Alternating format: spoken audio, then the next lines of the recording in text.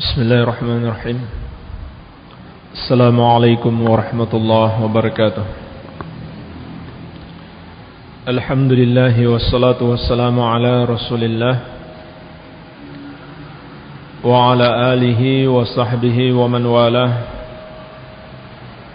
Wala hawla wala quwwata illa billahi, amma ba'd. Fa ikhwani fid din wa akhwati fillah, kaum muslimin wal muslimat, jamaah salat subuh yang saya cintai dan saya muliakan. Semoga Allah subhanahu wa ta'ala senantiasa mencurahkan rahmatnya kepada kita sekalian. InsyaAllah ta'ala kita akan melanjutkan pembahasan kitab Tauhid, masih dalam pembahasan bab yang pertama tentang kewajiban mentauhidkan Allah subhanahu wa ta'ala. Memasuki dalil yang kedua, penulis berkata, wa qawluhu ta'ala wa laqad ba'athna fi kulli ummatir rasula an i'budullaha wajtanibut tagut. Allah subhanahu wa ta'ala berfirman, dan sungguh kami telah mengutus pada setiap umat itu seorang rasul untuk menyerukan kepada kaumnya ani'budullaha wajtanibut tagut. Wahai kaumku, beribadahlah kepada Allah dan jauhilah tagut, segala sesuatu yang disembah selain Allah. Surat An-Nahl ayat ke-36.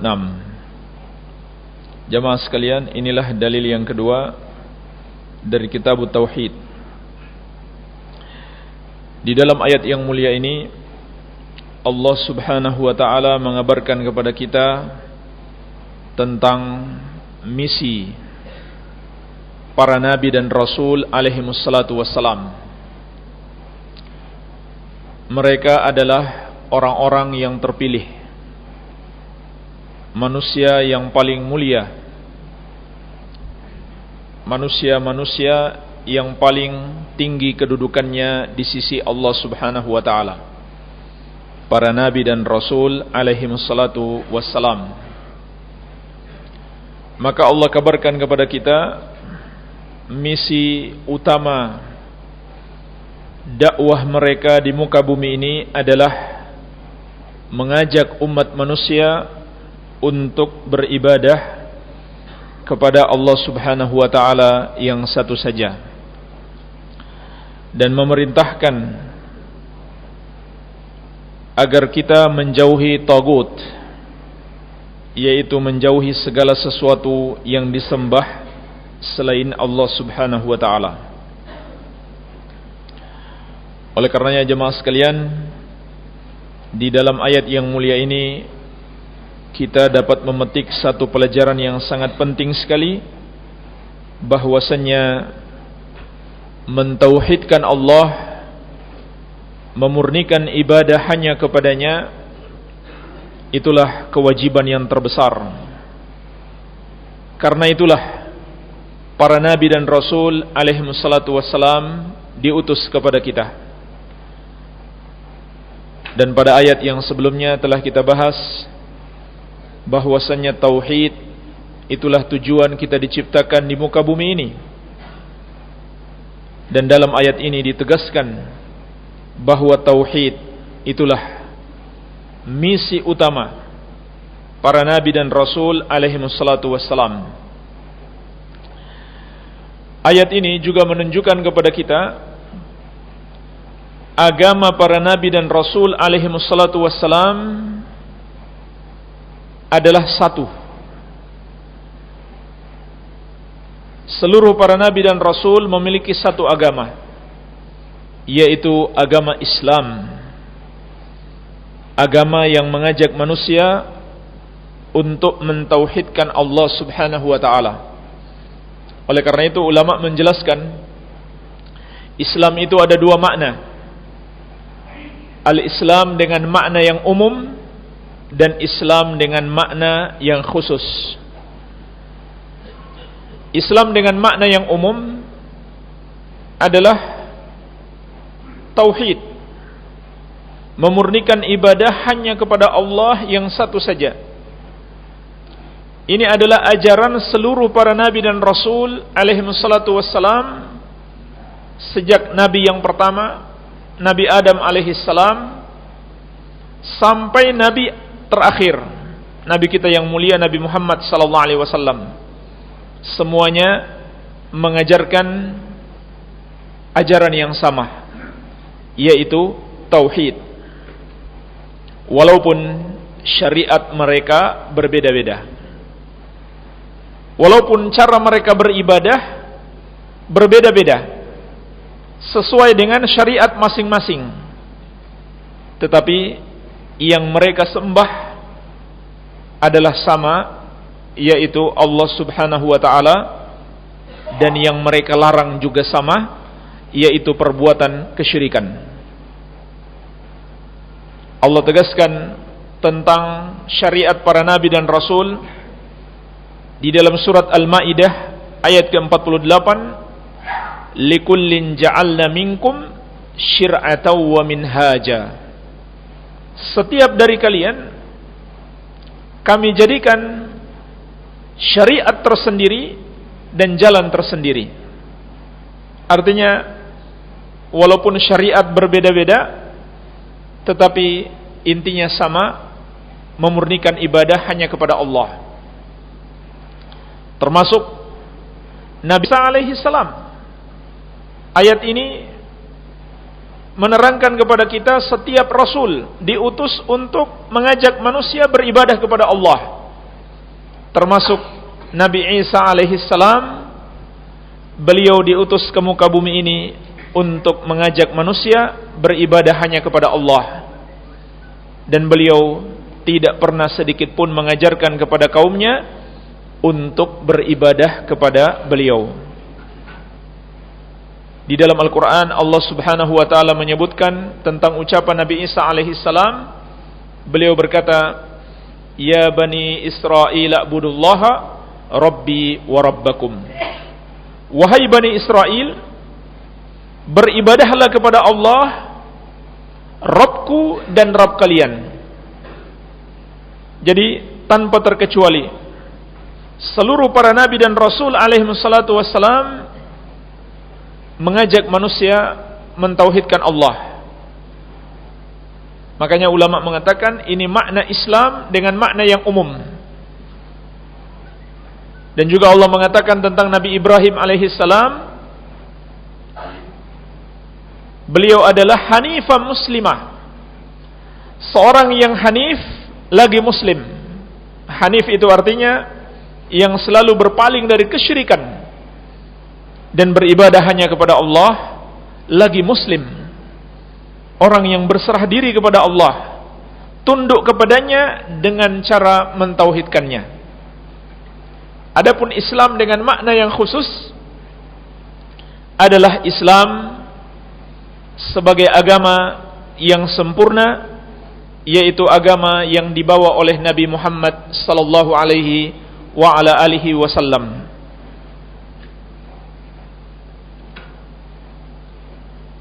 Dan setelah kedatangan Rasulullah sallallahu alaihi wasallam, wajib atas setiap pengikut para nabi dan rasul untuk mengikuti agama beliau. Jadi andai masih tersisa pengikut para nabi dan rasul sebelum Nabi Muhammad sallallahu alaihi wasallam, maka wajib bagi mereka untuk masuk Islam sebagai agama yang dibawa oleh Nabi Muhammad sallallahu alaihi wasallam. Kalau mereka tidak masuk Islam, walaupun mereka menyembah Allah dan mengikuti syariat Nabi sebelumnya, maka mereka menjadi kafir. Maka mereka menjadi kafir.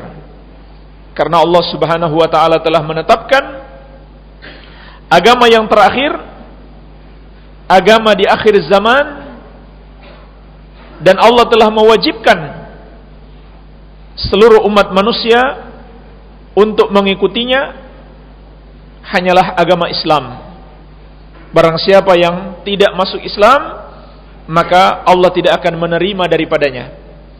Sebagaimana Allah tegaskan di dalam banyak ayat, di antaranya firman Allah Subhanahu wa taala, "Innad dina indallahil Islam." Sesungguhnya agama yang diridhoi di sisi Allah hanyalah Islam. Demikian pula firman Allah, "Wa may yabtaghi ghairal islami dinan fala yuqbala min wa huwa fil akhirati minal khasirin." Barang siapa yang mencari selain Islam sebagai agama baginya, maka tidak akan pernah diterima daripadanya, dan dia di akhirat kelak termasuk orang-orang yang merugi. Jadi inilah makna Islam. Islam dengan makna yang umum dan Islam dengan makna yang khusus. Jangankan manusia secara umum, para nabi sekalipun, andaikan mereka masih hidup setelah Rasulullah SAW diutus, maka mereka pun telah Allah ambil perjanjian untuk mengikuti Nabi Muhammad SAW. Oleh karenanya jemaah sekalian, hadis-hadis yang sahih menerangkan Nabi Isa alaihissalam akan turun di akhir zaman.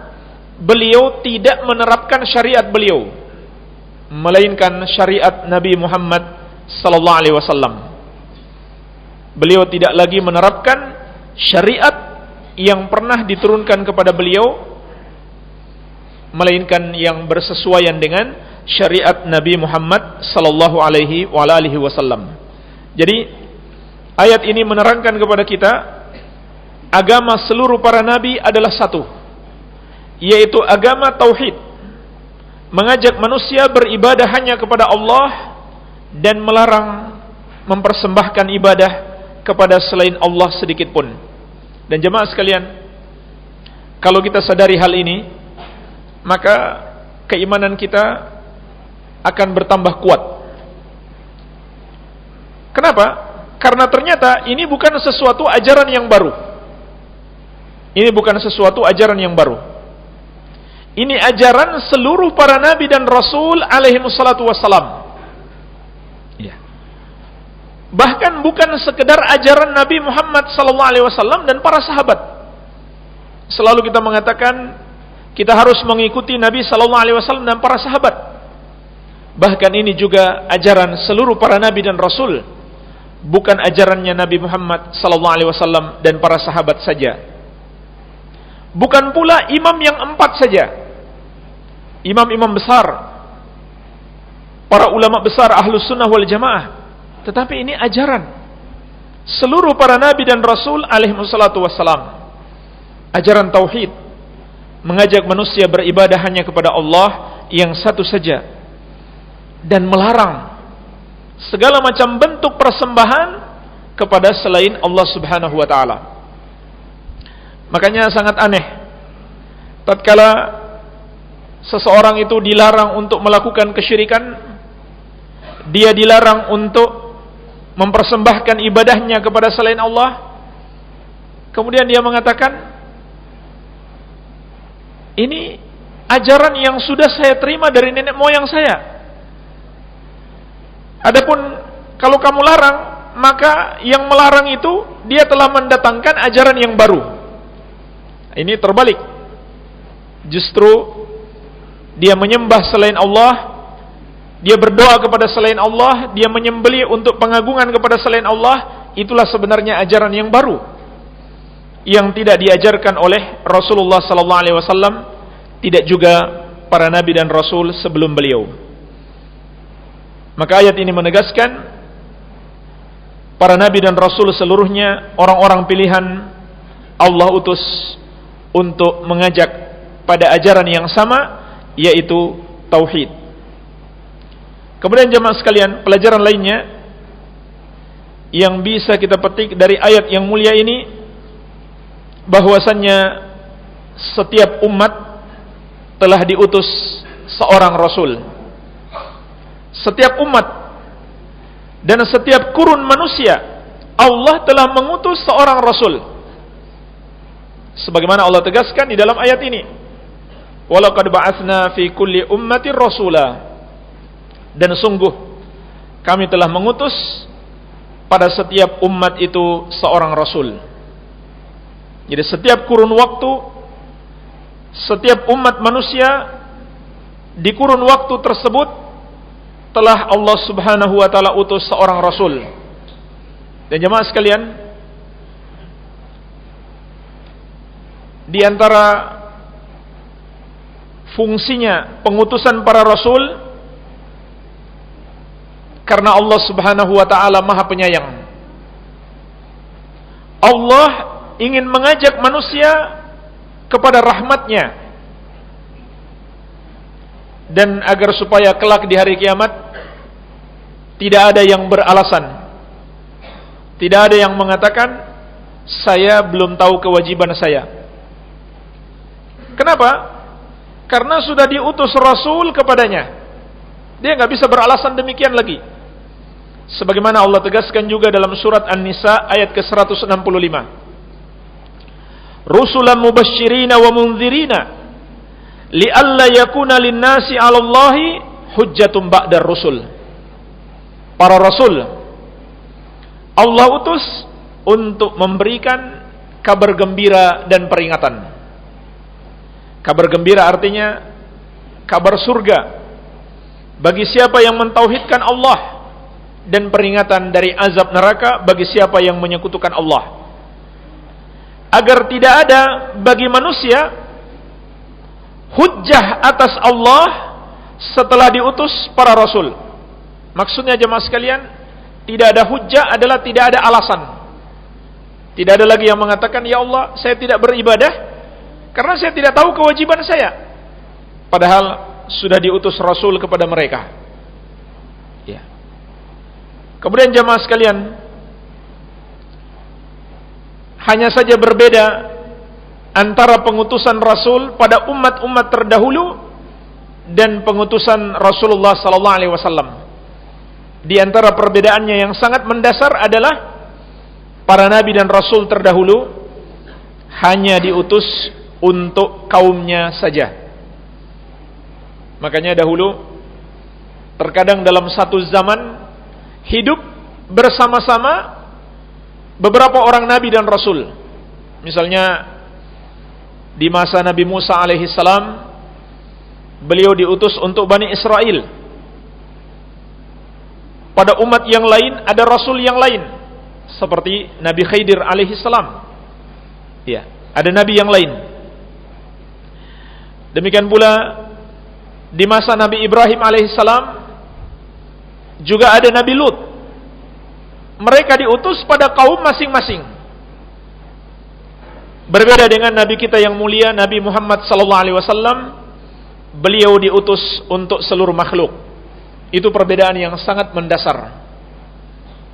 Nabi kita yang mulia Nabi Muhammad sallallahu alaihi wasallam diutus untuk seluruh makhluk.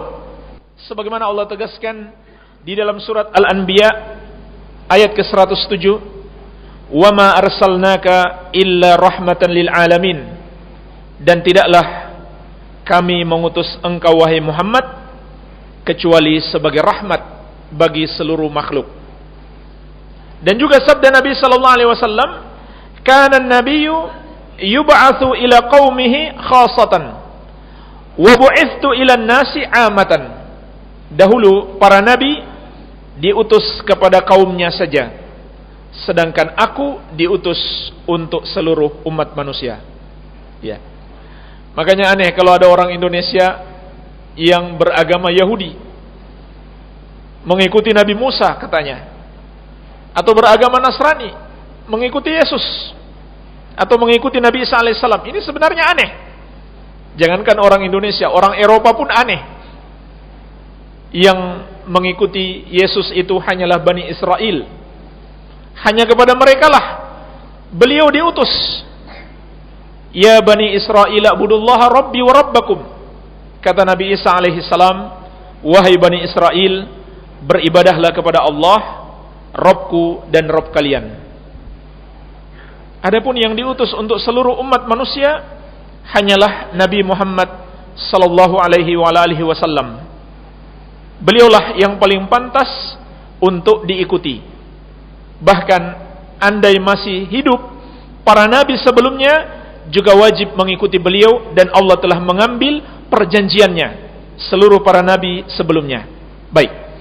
Kemudian jamaah sekalian, pelajaran lain yang bisa kita petik dari ayat yang mulia ini adalah betapa agungnya dakwah tauhid.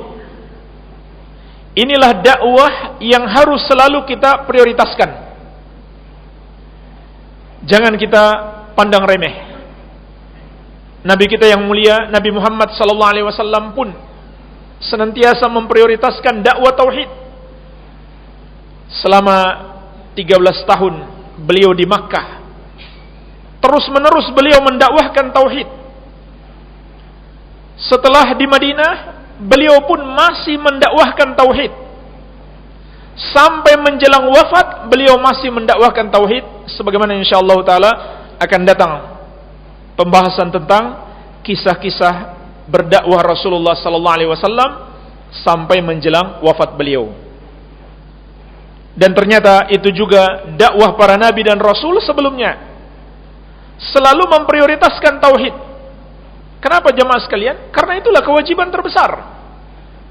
Dan juga karena itu adalah kunci kesuksesan dan kunci kebahagiaan. Kalau kita mengurusi permasalahan yang lain, kalau kita berusaha mensukseskan diri kita dalam perkara yang lain, sementara tauhid kita belum beres, jangan harap kita akan sukses. Jangan harap kita akan berhasil. Keberhasilan dan kesuksesan itu diawali dengan tauhid yang benar. Oleh karena itu, para nabi dan rasul alaihi wassalatu wassalam, mereka selalu memprioritaskan tauhid. Makanya para ulama kita di masa ini mengingatkan, di antara kesalahan fatal yang dilakukan oleh sebagian orang yang memiliki semangat berdakwah, tapi dia meremehkan tauhid. Dia tidak memprioritaskan tauhid. Ini adalah penyelisihan terhadap dakwah para nabi dan rasul alaihi wassalatu wassalam. Kemudian jemaah sekalian, pelajaran lainnya yang bisa kita petik dari ayat ini, di dalam ayat ini terdapat kandungan makna la ilaha illallah, yaitu kandungan an-nafyu wal itsbat. Kalimat la ilaha illallah sebagaimana telah kita pahami bersama, terdiri dari dua rukun, an-nafyu wal itsbat, penafikan dan penetapan. Penafikan seluruh sesembahan selain Allah, dan penetapan hanya Allah satu-satunya yang berhak disembah. Itulah kandungan kalimat ani'budullah, wahai kaumku sembahlah Allah. Ini namanya al-itsbat, penetapan. Kemudian wajtanibu tagut, jauhilah tagut, ini adalah penafikan. Segala sesuatu yang disembah selain Allah.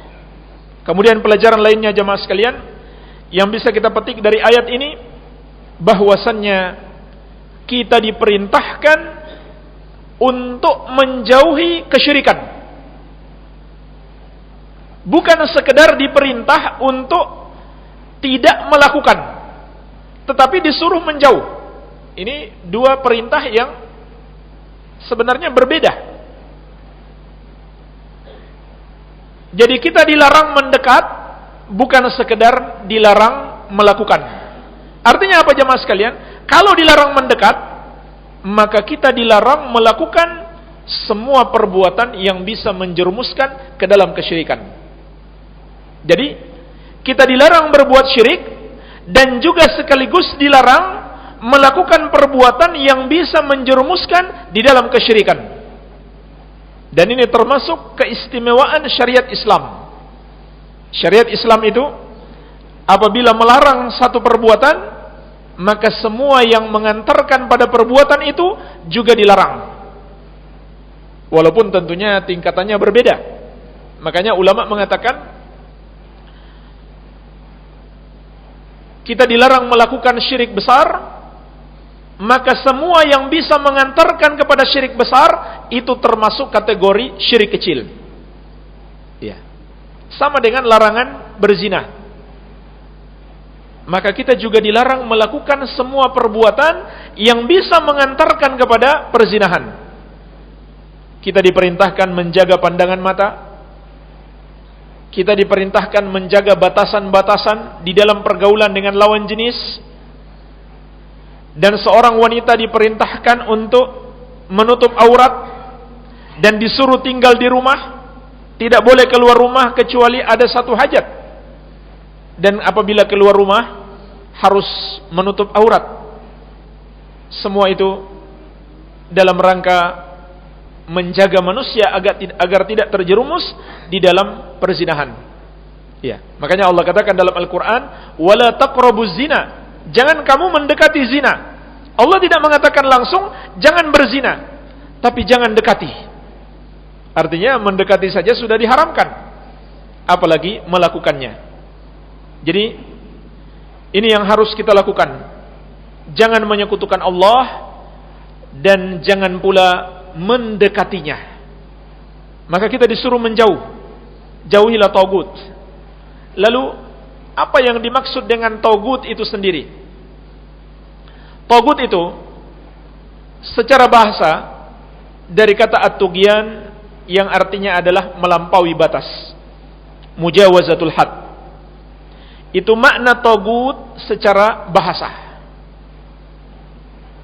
Artinya melampaui batas. Adapun makna tagut menurut syariat telah dinukil berbagai macam penafsiran dari para ulama. Ada yang mengatakan tagut itu setan, ada yang mengatakan tagut itu dukun dan lain sebagainya. Tapi ada satu definisi yang mencakup seluruh makna tagut dikatakan oleh Imam Ibnu Qayyim rahimahullahu taala. Beliau mengatakan tagut itu adalah kullu ma tajawaza bihil abdu haddahu min ma'budin au matbu'in au muta'in. Setiap hamba yang diperlakukan secara melampaui batas. Apakah itu sesembahan ataukah ikutan yang diikuti ataukah yang ditaati. Jadi secara garis besar tagut itu ada 3 macam. Yang disembah, yang diikuti, yang ditaati. Secara melampaui batas. Kemudian para ulama memberikan contoh seperti disebutkan oleh Syekh Ibnu Utsaimin rahimahullah dalam syarah beliau. Contoh yang disembah adalah patung-patung ataupun manusia yang disembah atau siapa saja yang disembah, maka mereka itu tagut. Tetapi ada orang-orang tertentu yang dia nggak pantas disebut tagut walaupun dia disembah. Namun orang yang menyembahnya patut dikatakan mereka telah menjadikannya sebagai tagut. Kenapa dia tidak pantas disebut tagut, jamaah sekalian? Karena dia tidak ridho dengan penyembahan kepadanya. Contohnya siapa? Nabi Isa alaihissalam, yang mereka sebut Yesus. Beliau disembah oleh miliaran manusia di masa ini dan beliau tidak ridho. Dan pada hari kiamat beliau akan mengingkari perbuatan mereka. Demikian pula para wali dan seluruh para nabi yang dipersekutukan dengan Allah, mereka semuanya tidak ridho. Tidak ridho dipersekutukan dengan Allah, maka mereka tidak disebut tagut karena dia tidak ridho. Tapi orang yang menyembah mereka dikatakan bahwa dia telah menjadikan mereka sebagai tagut. Ini yang pertama. Adapun yang diikuti, contohnya adalah para dukun, tukang sihir, dan ulama usu, ulama-ulama yang jelek. Maka mereka itu juga disebut sebagai tagut. Adapun yang ditaati, contohnya adalah para pemimpin, para pembesar yang ditaati dalam perkara maksiat. Dia suruh kita berbuat maksiat, kita taat kepadanya, itu berarti kita telah menjadikannya sebagai tagut. Jadi inilah makna tagut. seorang hamba yang diperlakukan secara melampaui batas. Apakah dengan cara dia disembah, atau dengan cara dia diikuti, atau dengan cara dia ditaati. Ya. Makanya jemaah sekalian, kalimat tagut ini tidak mutlak bermakna pengkafiran. Ya. Misalkan ada yang disebut dengan ulama usu, ulama jelek. Kenapa? Dia mengajarkan yang salah, padahal dia sudah tahu itu salah. Maka dia disebut tagut. Tetapi menyebut tagut kepadanya itu tidak bermakna pengkafiran. Tergantung apa yang dia ajarkan. Kalau dia ajarkan kesyirikan dan kekufuran, bisa sampai pada tahap pengkafiran. Tetapi kalau yang dia ajarkan tidak sampai pada tingkatan kesyirikan dan kekufuran, tentunya tidak dikafirkan, tapi tetap disebut sebagai tagut. Iya. Jadi kalimat tagut itu atau kata tagut itu tidak bermakna pengkafiran secara mutlak. Iya. Dan pengkafiran itu sendiri adalah hal yang sangat berat di dalam syariat. Rasulullah SAW telah mengingatkan kita untuk berhati-hati. Jangan mudah mengucapkan kata kafir kepada saudara kita, karena ucapan itu bisa saja kembali kepada diri kita. Sebagaimana sabda Nabi SAW, "Man qala li akhihi ya kafir, faqad ba'a bihi ahaduhuma." Siapa yang mengatakan kepada saudaranya, "Wahai kafir," maka ucapan itu akan kembali kepada salah satu dari keduanya. Artinya, kalau ternyata saudaranya itu tidak kafir, maka hukum kafir itu kembali kepada orang yang mengucapkan. Jadi, hati-hati. Tidak mudah mengkafirkan orang. Bahkan orang yang sudah jelas-jelas melakukan kekafiran sekalipun, yang tadinya dia muslim, itu tidak otomatis dikafirkan. Karena ada syarat-syarat pengkafiran yang harus terpenuhi terlebih dahulu, dan hilangnya penghalang. Nah, jemaah sekalian, di antara syarat pengkafiran itu adalah iqamatul hujjah, penjelasan hujjah kepadanya, dijelaskan kepadanya akan kekafirannya. Karena orang yang tidak mengerti, orang yang bodoh, terjerumus dalam kekafiran, bisa saja Allah Subhanahu wa ta'ala memaafkan mereka. Ini masuk dalam firman Allah, "Rabbana la tu'akhidna in nasina aw akhtana."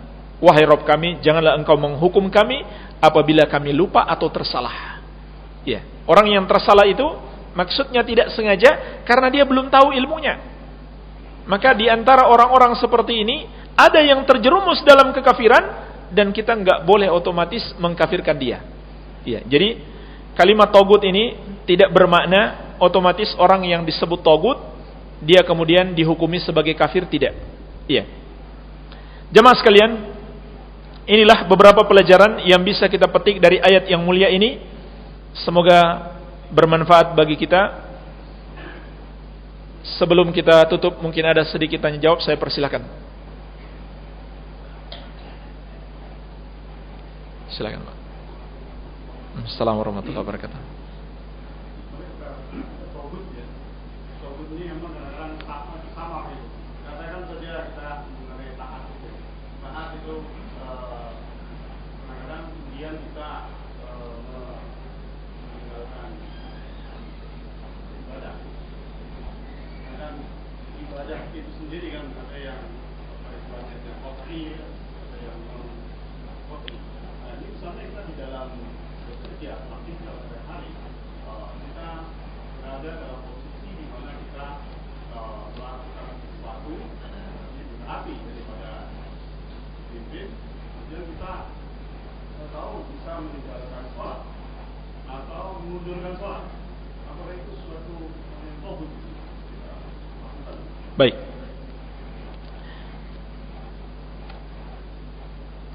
Sebagaimana yang telah kita jelaskan tadi, barang siapa menaati pemimpinnya di dalam bermaksiat kepada Allah, maka dia telah menjadikan pemimpinnya itu sebagai tagut. Ya. Terlebih lagi dalam maksiat yang sangat besar seperti yang ditanyakan, yaitu meninggalkan sholat atau menunda sholat karena menaati pemimpin. Ini adalah ketaatan di dalam dosa. Nabi sallallahu alaihi wasallam menegaskan, la ta'ata li makhluqin fi ma'siyatil khaliq. Tidak boleh taat kepada makhluk di dalam bermaksiat kepada Allah Sang Pencipta. Jamaah sekalian, jangankan meninggalkan salat, menunda-nunda salat itu sudah termasuk perbuatan dosa besar. Termasuk di dalam makna firman Allah Subhanahu wa taala, fawailul lil musallin alladzina hum an salatihim sahun. Celakalah bagi orang-orang yang salat, yaitu orang-orang yang lalai dari salatnya. Kata Imam Ibnu Katsir rahimahullah, termasuk arti orang-orang yang lalai dari salat adalah orang-orang yang suka menunda-nunda waktu sholat. Beliau sebutkan 3 arti yang dimaksud orang-orang yang lalai dari sholatnya. Di antaranya yang beliau sebutkan adalah yang suka menunda-nunda waktu sholat. Iya. Dan itu termasuk sifatnya orang-orang munafik. Sebagaimana sabda Nabi sallallahu alaihi wasallam, yajlisu yarkubu syams hatta idza kanat baina qarnay syaitan qama fanaqara arba'an la yadhkurullaha fiha illa qalila. Dia tidak salat asar kecuali sampai matahari hampir tenggelam. Sudah mau habis waktu asar baru dia berdiri untuk salat. Kemudian dia mematuk sebanyak 4 kali. Artinya dia sholat cepat. Dan dia tidak mengingat Allah dalam sholatnya kecuali sedikit. Jadi itu adalah salah satu ciri-cirinya orang munafik. Ya. Kecuali kalau ada satu alasan yang sifatnya darurat. Ya. Apalagi kalau sampai meninggalkan sholat. Meninggalkan sholat adalah kekufuran. Rasulullah SAW bersabda, al-ahdu alladhi bainana wa bainahum as-salah faman tarakaha faqad kafar. Perjanjian antara kami dengan mereka adalah salat. Barang siapa meninggalkan salat, maka dia telah kafir. Demikian pula sabda Nabi sallallahu alaihi wasallam, man taraka salatal asr faqad habita amaluhu. Barang siapa meninggalkan salat asar, maka terhapuslah amalannya. Ya subhanallah, bahaya sekali meninggalkan salat. Jadi tidak diragukan lagi, siapa yang taat kepada pemimpinnya sampai meninggalkan sholat, maka dia telah terjerumus dalam kekufuran. Ya, dan dia telah menjadikan pemimpinnya itu sebagai tagut. Ya, barangkali demikian Pak. Wallahu alam. Ya. Kalau ada yang lain silahkan. Silakan. Assalamualaikum warahmatullahi wabarakatuh.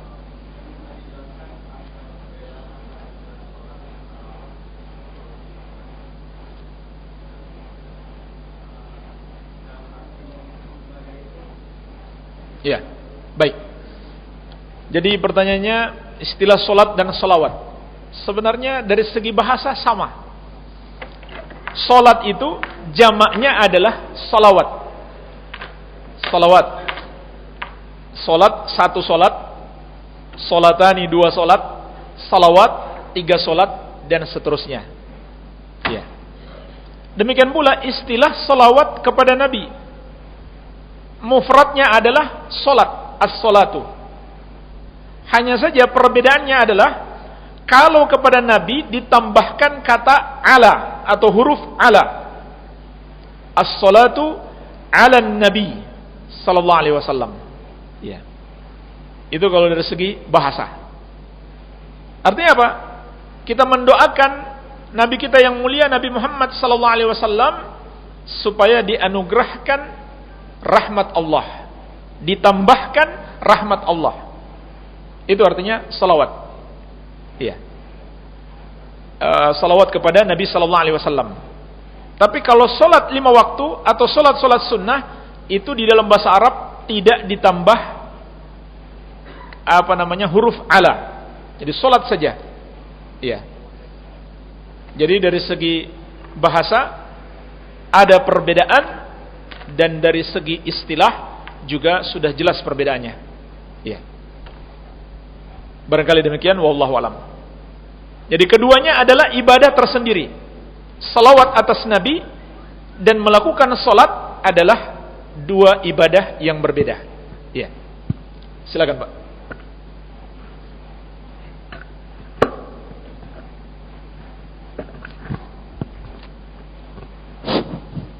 Assalamualaikum warahmatullahi wabarakatuh. Waalaikumsalam warahmatullahi wabarakatuh. Masalah togut sekarang ini,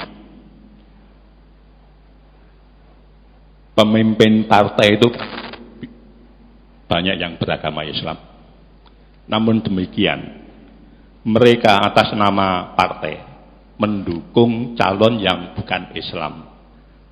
Berarti sekarang anggota partainya itu kan mentogutkan pimpinan partai tersebut.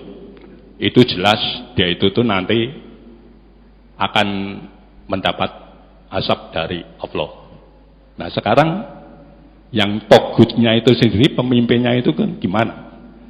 Dari segi keuntungan dunia dia kan untung, artinya itu dia kan posisinya ya sampai sekarang kita tahu sendiri kayak itu. Sekian, terima kasih. Baik, jemaah sekalian, memilih pemimpin kafir tidak ada perbedaan pendapat ulama dari seluruh mazhab, baik mazhab yang 4 maupun yang lainnya, hukumnya haram. Ya. Dan kita sering mendengarkan para ulama ini berbeda pendapat dalam banyak permasalahan, iya kan? Dalam banyak permasalahan, masalah-masalah fikih maksudnya, ulama ahlus sunnah wal jamaah berbeda pendapat. Misalkan kemarin kita di bulan Ramadan, ada yang sholat 8, ada yang 20. Itu perbedaan pendapat ulama biasa. Tapi dalam perkara ini, ulama seluruhnya satu kata.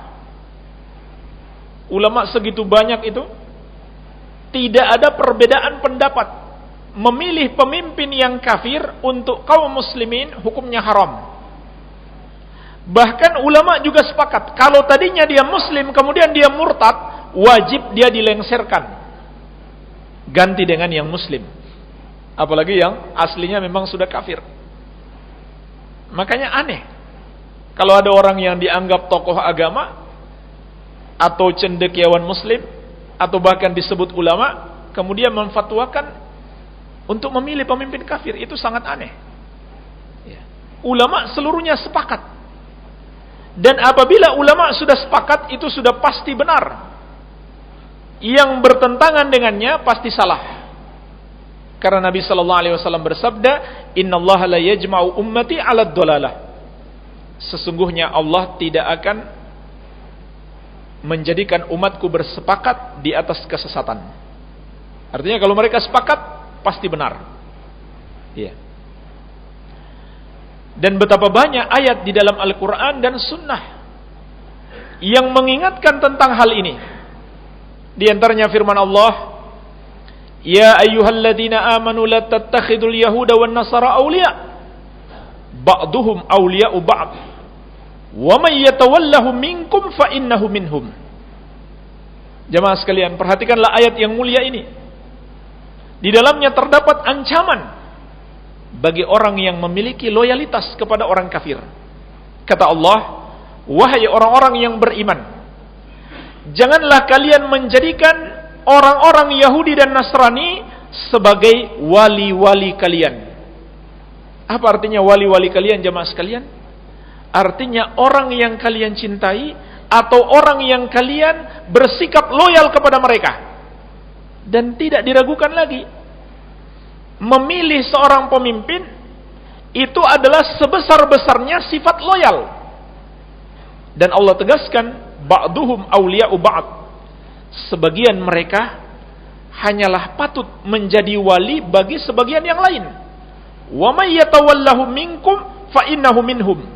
Siapa di antara kalian yang menjadikan mereka sebagai wali, maka dia bagian dari mereka.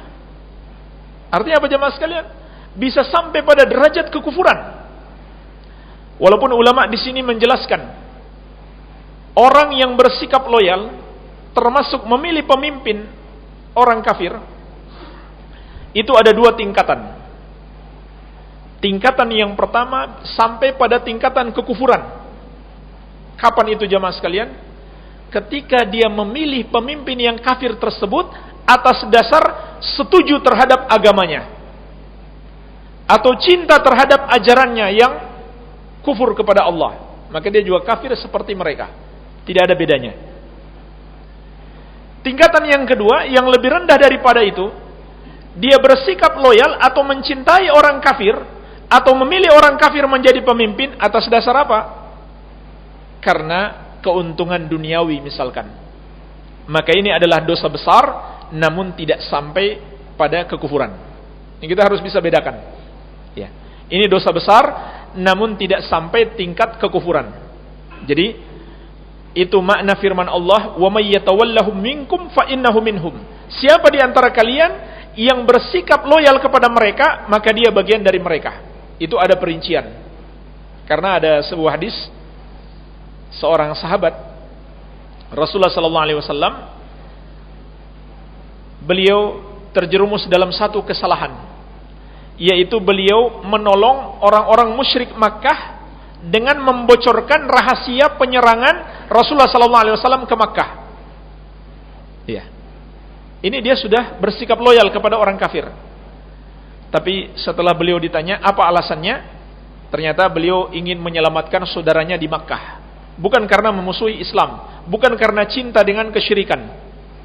Maka ketika itu para sahabat yang lain seperti Umar bin Khattab radhiyallahu anhu sudah minta izin, ya Rasulullah, biar saya penggal lehernya. Nabi SAW melarang. Bahkan beliau mengatakan, tidakkah kamu tahu dia itu termasuk peserta perang Badar? Dan Allah telah berfirman kepada orang yang mengikuti perang Badar, i'malu ma syi'tum faqad ghafartu lakum. Lakukan semau kalian, aku sudah mengampuni kalian.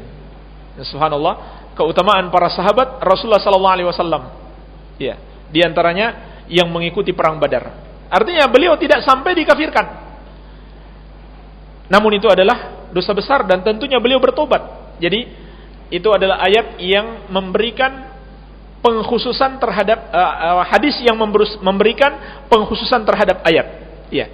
Jadi kesimpulannya, dalil-dalil Al-Quran dan Sunnah, bahkan kesepakatan ulama bahwasannya memilih pemimpin kafir itu hukumnya haram. Ya, bahkan bisa sampai pada tingkatan kekufuran. Maka sangat kita sayangkan tentunya para tokoh-tokoh tertentu, mereka itu masih muslim namun mendukung pemimpin yang kafir. Ini sebenarnya kita sangat sayangkan. Dan kalau kita punya akses kepada mereka, wajib bagi kita untuk menasihati mereka, mengingatkan apa yang mereka lakukan itu salah. Dan bagi orang-orang yang mungkin seorganisasi dengan mereka, tidak boleh mengikuti keputusan pimpinan organisasi yang menyelisihi syariat Allah. Enggak boleh. Ya. Walaupun dengan alasannya kita kan satu organisasi, kita satu partai, sudah aturan partai, enggak boleh. Aturan partai atau aturan apapun tidak boleh bertentangan dengan syariat Allah Subhanahu wa taala. Kalau kita menaati aturan partai atau aturan organisasi yang bertentangan dengan syariat Allah, maka kita telah menjadikan organisasi itu atau pimpinan partainya sebagai togut. Ya. Dan sekali lagi, ini bisa sampai pada derajat kekufuran. Ya, kalau mereka mendukung kebijakan itu atas dasar setuju dengan agamanya. Ya. Tapi kalau tidak, maka itu termasuk dosa besar. Dan subhanallah, masih terlalu banyak pemimpin-pemimpin muslim yang jauh lebih baik. Kenapa milih orang kafir? Iya. Barangkali demikian, wallahu alam. Mungkin kita cukupkan sampai di sini. Mohon maaf yang belum sempat bertanya, waktu sudah habis. Ini yang bisa saya sampaikan. Lebih dan kurangnya saya mohon maaf. Semoga ada manfaatnya. Subhanakallahumma bihamdik, asyhadu an la ilaha illa anta, astaghfiruka wa atubu ilaik. Wa sallallahu ala nabiyyina Muhammadin wa alihi wasallam. Walhamdulillahirabbil alamin. Wassalamualaikum warahmatullahi wabarakatuh.